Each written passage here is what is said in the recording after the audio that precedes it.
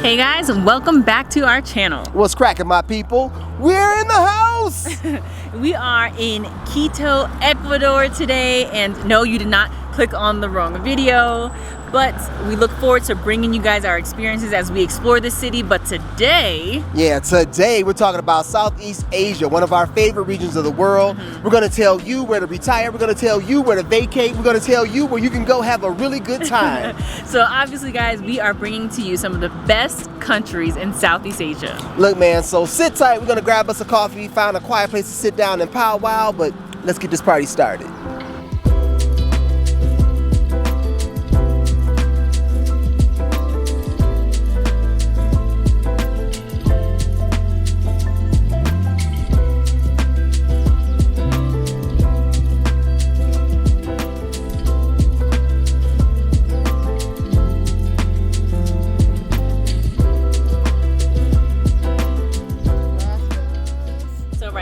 We are sitting in one of our neighborhood cafes called and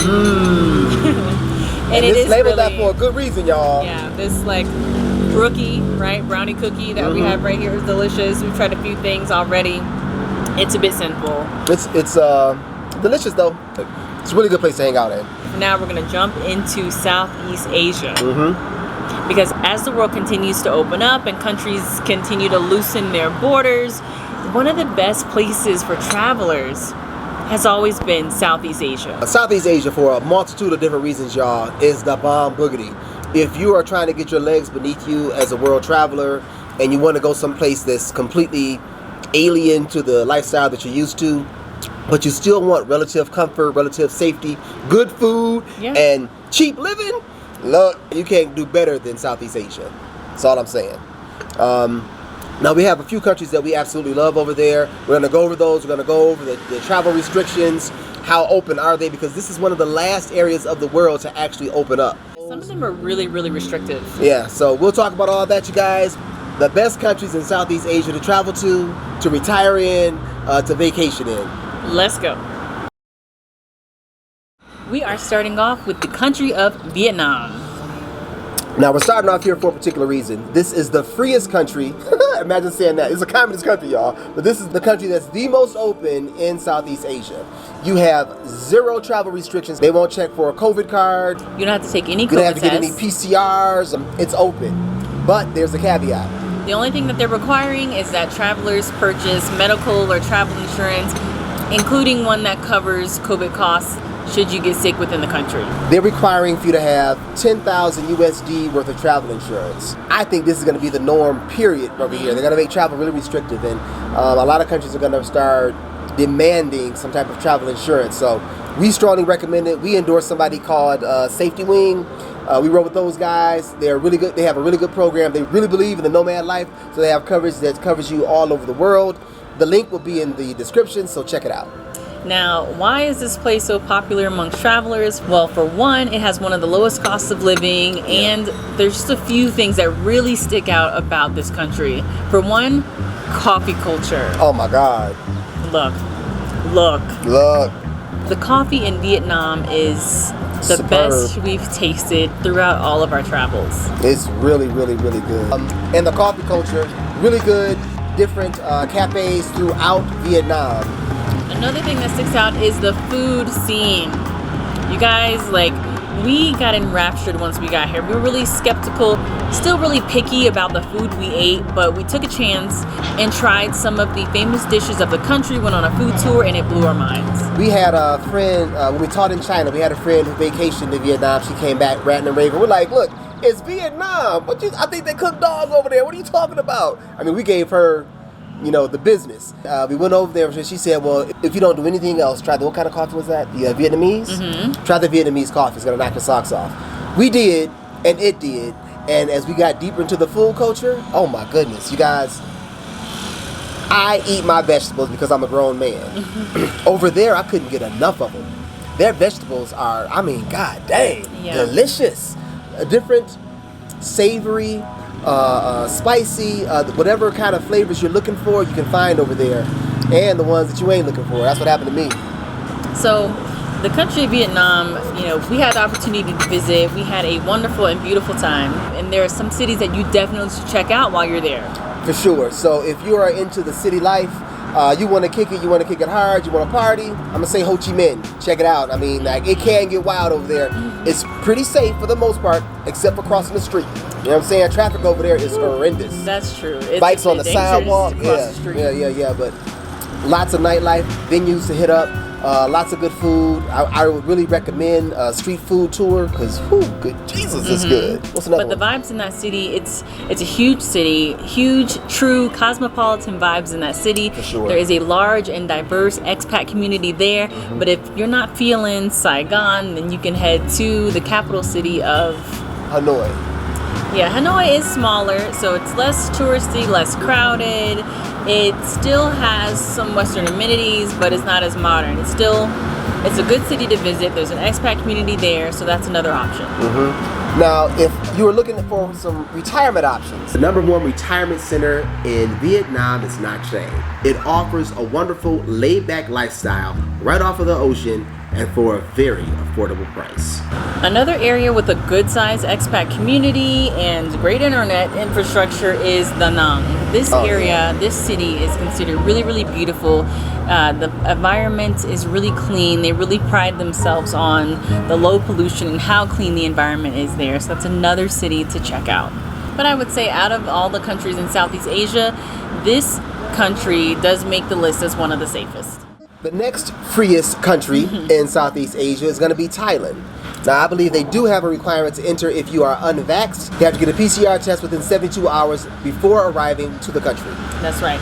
Now, you already know this is a country that we love, a country that we probably always advocate that people need to visit or just spend some time living there. This is the country known for Buddhism and Buddhist monks. It's known as like the land of temples. It's known for its street food. There's so many wonderful things. Known for its islands. Yeah, let's give y'all some places to check out though. So we honeymooned in Phuket, so we recommend Phuket. Nice scene, beautiful beaches, things to do. Bangkok, if you want that city life, there's some major mall-and balling going on in Bangkok. Not only that, there is the largest market in all of Thailand there, and apparently the largest weekend market in the world there, which is called Chatuchak, which is also known as JJ Market. JJ Market is freaking awesome. We wanted to get some different souvenirs, and we couldn't make up our minds about what we wanted out there. Look, this market has 27 sections and over 15,000 booths. It's huge. It's accessible by their metro, really easy to get to.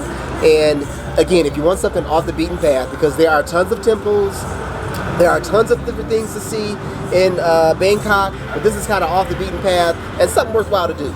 Now, the country overall is popular amongst digital nomads and people who are working remotely, and the capital, I guess, of remote work or having a really strong internet infrastructure is Chiang Mai.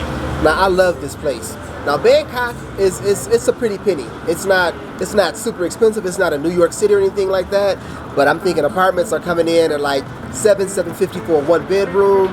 But it's city life. When you get on over to Chiang Mai, boy.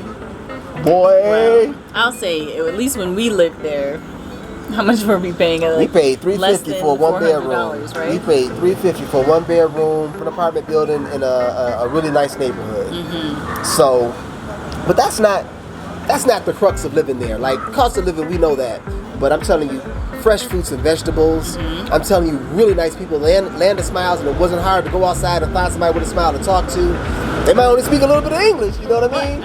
But they speak English there because it's a learned language. Barely knew any Thai whatsoever. But we were people able to get by. In the business sector, people who are working knew enough English where it wasn't hard at all to exist there.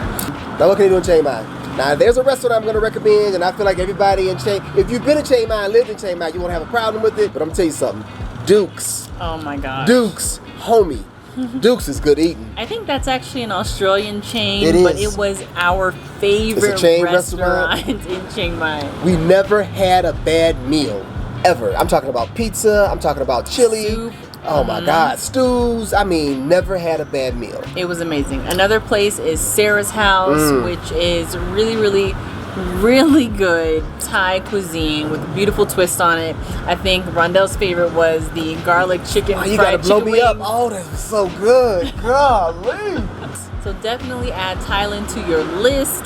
It is one of our favorite places. Who knows? It might be a place we end up calling home at some point in time, but definitely visit.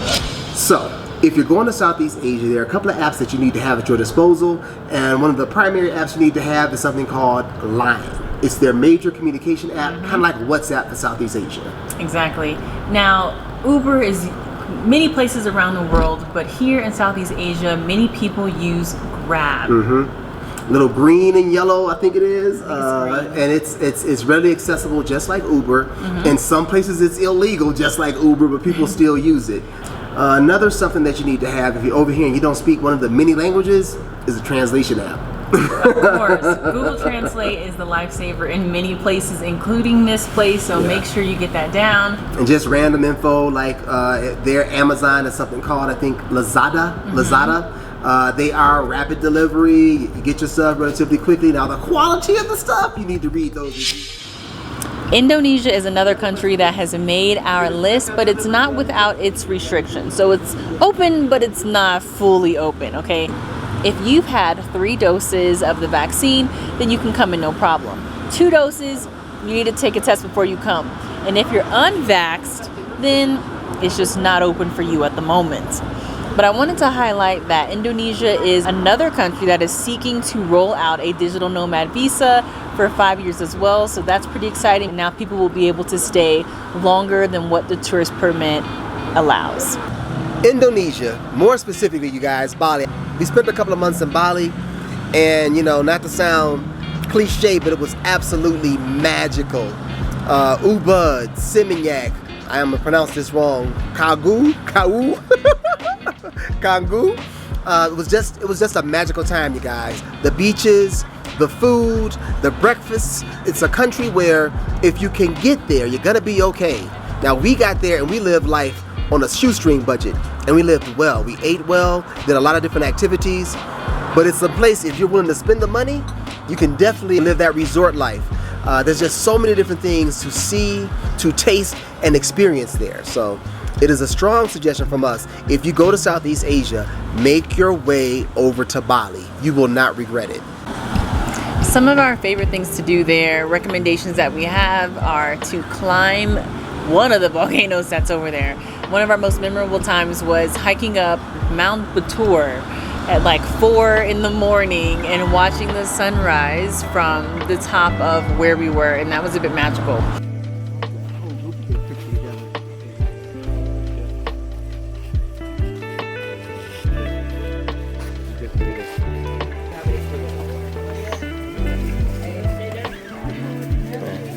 But you know, Bali's also the place that is super Instagrammable in some parts. So a lot of visitors to this part of Indonesia like to check out the Gates of Heaven, like to check out the Bali Swing, and a few other pieces to get those perfect snaps. So if that's you, there's definitely lots of areas within Indonesia, within the Bali region, to get kind of like those vacation perfect photos. All right, my folks, now we want to tell you about a city, about a few cities, and a country that seems like not to be on people's radar, and I don't know why. Malaysia. I mean, honestly, the only reason it was on our radar is because we had to buy an emergency onward travel ticket, and it was the cheapest one from, what, Thailand? Facts, you be blowing our spot up, man. We try to look like seasoned professionals out here. It is real life experiences, but it allowed us to go to Malaysia and to really experience specifically the metropolis of Kuala Lumpur. Travel story. Before we knew about buying onward travel tickets through our little connection for cheap, we were leaving China, and we were desperate to get the hell out of China by any means necessary. Yeah. We were at the counter, and the lady's like, "Oh, well, you can't go to Thailand unless you have an onward travel ticket." And we're like, "No, we can go wherever we want." Yada yada yada yada yada yada yada. She's like, "Yeah, I can't.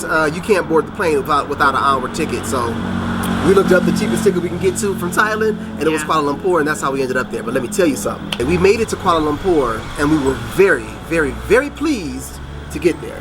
So getting into Malaysia nowadays, if you are vaccinated, you just need your vaccination card. But if you're unvaxxed, you have to take some sort of COVID test, I think 2 days prior to arriving, and then you have to take another test when you arrive within 24 hours. Now, I gotta tell y'all something. This place is diverse. This is more diverse than any place. I'm talking about, we had Chinese, Malay, we were there. Indian. And like you said, it being a super diverse country means that all of those diverse people and their cuisines makes for bomb food. The Batu Caves. Batu Caves. Which is not far from Kuala Lumpur at all. I think it's only about 8 miles outside the city. Easy to catch a train there, which could be an experience, or easy to get a bus, or even not Uber, but Grab, right? Right. Well, of course, if you're in Kuala Lumpur, if you fly in there, you have to visit the Petronas Towers. Oh yeah, for real. You gotta stand on that line right in the middle and take the picture so you're right in the middle of them. Beautiful. Used to be the tallest building in the world many moons ago, but not anymore. Now, we say this is a find because it's also a rather inexpensive place to live. Yeah, one really cool thing about Malaysia is that it's not as touristy as Indonesia or Thailand, but it has a lot to offer and it packs a punch. In regards to its position, you have easy access to Singapore and it borders Thailand, so there are many places you can get to quickly. If you're looking for some different things to do while you are actually in the city of Kuala Lumpur, you can go to Pavilion Mall, which is an awesome, huge mall. And where it's located, there's so many different, it's almost like a market on the street. Tons of different stuff to see, tons of different stuff to get into, tons of different restaurants, night venues, and things to see and do while you're there. Hey y'all, we are still in Kuala Lumpur and we are visiting Petaling Street. There's a lot of bargain shopping, bargain hunting going on there, lots of peddling happening at Petaling Street. So get your pedal on. They're like the knockoff kings, you know what I'm saying? They had Nike, Guess, all this other stuff there that you know is not real, but it's an awesome place to go and experience the culture and get something, a souvenir. How did you know it wasn't real? Girl, please, come on now. Alright, so maybe Kuala Lumpur is too big and bustling and busy of a city for you. There's other cities to check out as well. There's a little area called Georgetown on Penang Island, which is pretty laid back and calm and peaceful. You can also head to Kota Kinabalu. Those are less of the metropolitan lifestyle and other areas to check out within the country. So if you get a chance to check out Malaysia, please swing through there. You won't regret it. It's a really peaceful city.